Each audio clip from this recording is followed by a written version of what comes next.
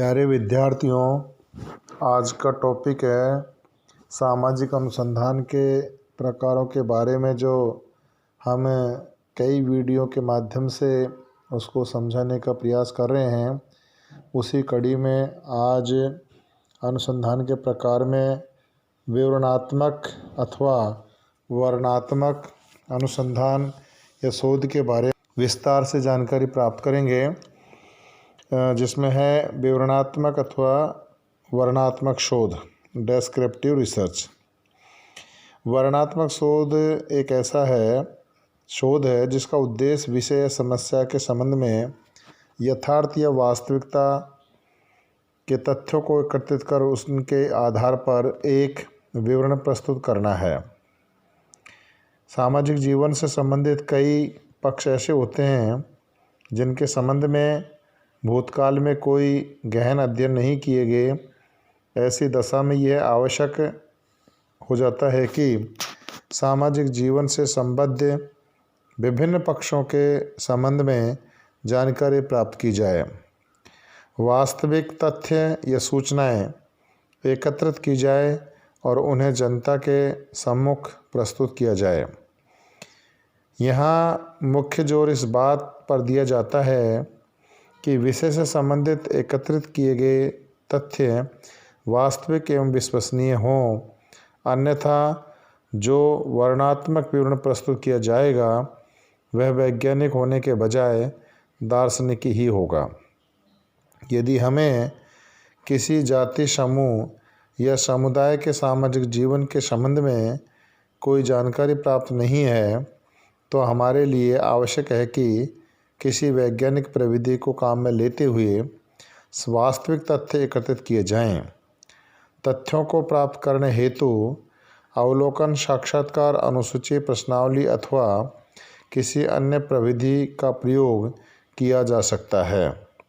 इन प्रविधियों के प्रयोग का उद्देश्य यही है कि यथार्थ सूचनाएं एकत्रित की जाएं। ऐसे शोध में घटनाओं को यथार्थ रूप में चित्रित करने पर विशेष बल दिया जाता है। अब इसकी कुछ विशेषताएं हैं, उसके आधार पर इसको और भी अच्छे से समझा जा सकता है। नंबर पहला, इस प्रकार का जो विवरणात्मक जो शोध होता है वह विषय या समस्या के विभिन्न पक्षों पर विस्तार से प्रकाश डाला जाता है। यदि किसी विषय से संबंधित कोई अध्ययन पूर्व में नहीं किया गया हो तो उसके अध्ययन के लिए वर्णनात्मक शोध को ज़्यादा उपयुक्त समझा जाता है। इस प्रकार के अध्ययन में सामान्यतः किसी वर्णनात्मक का निर्माण नहीं किया जाता, अर्थात किसी प्राकल्पना का निर्माण नहीं किया जाता। वर्णनात्मक शोध के विभिन्न चरण वैज्ञानिक विधि के चरणों के समान ही होते हैं। इसमें विषय का सावधानीपूर्वक चुनाव, उचित प्रविधियों का प्रयोग, निदर्शन प्रणाली द्वारा उत्तरदाताओं का चयन, वास्तविक तथ्यों का संकलन तथा पक्षपात रहित होकर परिणामों का विश्लेषण करना आदि। वर्णनात्मक अनुसंधान में शोधकर्ता की भूमिका एक समाज सुधार या अभिव्यक्ता के रूप में नहीं होकर एक वैज्ञानिक अर्थात निष्पक्ष अवलोकनकर्ता के रूप में होती है। वर्णनात्मक शोध में कुछ बातों को ध्यान देना अत्यंत आवश्यक है, जिसमें नंबर 1 है कि शोध विषय या समस्या का चुनाव सावधानीपूर्वक इस प्रकार से किया जाना चाहिए कि उससे संबद्ध सभी आवश्यक एवं निर्भर योग्य तथ्य एकत्रित किए जा सके। शोध कार्य को वैज्ञानिक आधार प्रदान करने के लिए आवश्यक है कि तथ्यों के संकलन के लिए प्रविधियों का चुनाव पूर्ण सावधानी से किया जाता है। नंबर 3 इसमें है कि वर्णनात्मक शोध में वस्तुनिष्ठ दृष्टिकोण बनाए रखने की अत्यंत आवश्यकता है। इस कारण यह है कि पक्षपात, मिथ्या, झुकाव एवं पूर्व धारणा आदि के अध्ययन में प्रवेश कर जाने की काफ़ी संभावना रहती है। अपने अध्ययन विवरण को वस्तुनिष्ठता की कीमत पर रोचक बनाने के लिए के लोभ से शोधकर्ता को अपने आप को बचाना चाहिए। वर्णनात्मक शोध कार्य काफ़ी विस्तृत होता है, अतः उसे समयबद्ध एवं व्यय में मितव्ययितापूर्ण होना आवश्यक है। ऐसे अध्ययन में समय एवं धन की काफ़ी आवश्यकता पड़ती है। अतः इस बात की सावधानी रखी जानी चाहिए कि अनावश्यक मदों पर श्रम, समय एवं धन को नष्ट नहीं किया जाए।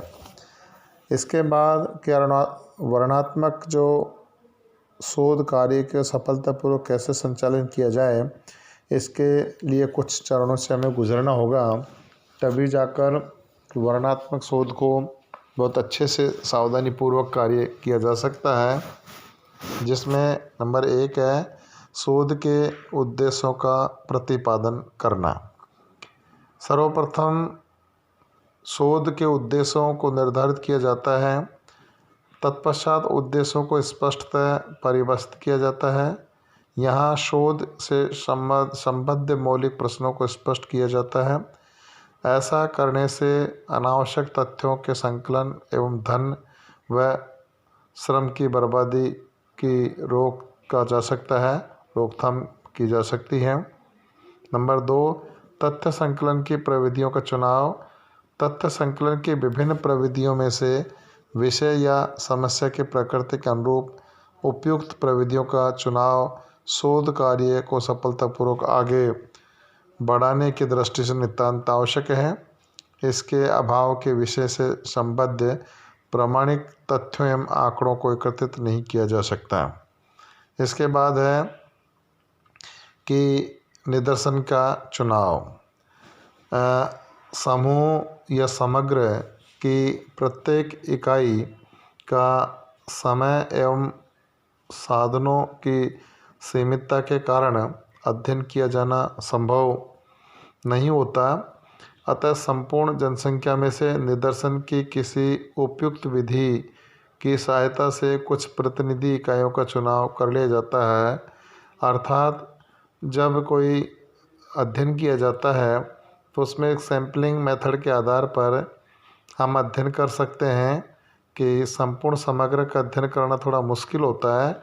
इसलिए समग्र में से कुछ उद्देश्यपूर्ण जो इकाई होती है, उद्देश्यपूर्ण जो निदर्शन है, उसके आधार पर कुछ इकाइयों का चयन करके और आंकड़ों का कलेक्शन किया जा सकता है।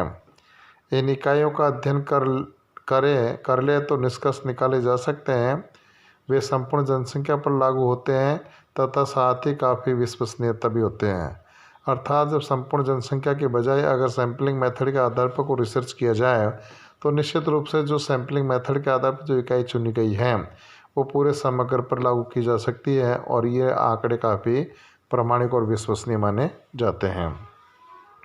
इसके बाद आंकड़ों का संकलन एवं उनकी जांच। अध्ययन की इकाइयों का किसी निदर्शन द्वारा चुनाव कर लेने के पश्चात वैज्ञानिक प्रविधियों अर्थात अवलोकन, साक्षात्कार, अनुसूची अथवा प्रश्नावली का सहारा लेते हुए आवश्यक तथ्य एकत्रित किए जाते हैं। साथ ही उचित रीति से इन तथ्यों की जांच भी की जाती है ताकि अध्ययन में अनावश्यक बातें सम्मिलित नहीं की जा सके। इसके बाद तथ्यों का विश्लेषण। इसका तात्पर्य यह है कि जिन तथ्यों को संकलित किया गया है उनका समानता एवं भिन्नता के आधार पर अलग अलग समूह में वर्गीकरण किया जाता है, उनका सारणीकरण किया जाता है। साथ ही तथ्यों की सांख्यिकीय विवेचना भी की जाती है और इस कार्य हेतु वस्तुनिष्ठ एवं प्रशिक्षित अध्ययनकर्ता का होना परम आवश्यक है। तब जाकर तथ्यों का विश्लेषण किया जा सकता है। इसके बाद प्रतिवेदन या रिपोर्ट या प्रस्तुतिकरण अपन करते हैं। यहाँ अध्ययन विषय के संबंध में तथ्य युक्त विवरण एवं सामान्य निष्कर्ष प्रस्तुत किए जाते हैं। यहाँ इस प्रकार की भाषा का प्रयोग किया जाना चाहिए कि लोग उनका भिन्न भिन्न अर्थ नहीं लगा सके। इस प्रकार इन चरणों के आधार पर यदि हम गुजरते हैं तो निश्चित रूप से वर्णनात्मक शोध कार्य अपने उद्देश्य की पूर्ति करने में काफ़ी सफल साबित होगा और हम जो आंकड़ों की जो प्रामाणिकता और विश्वसनीयता की जो बात करते हैं वो उस पर यह कारगर भी साबित होगा। इसलिए वर्णनात्मक जो अपना अनुसंधान या शोध है उसमें इन बातों का ध्यान में रखना आवश्यक है। धन्यवाद छात्रों। जय हिंद, जय भारत।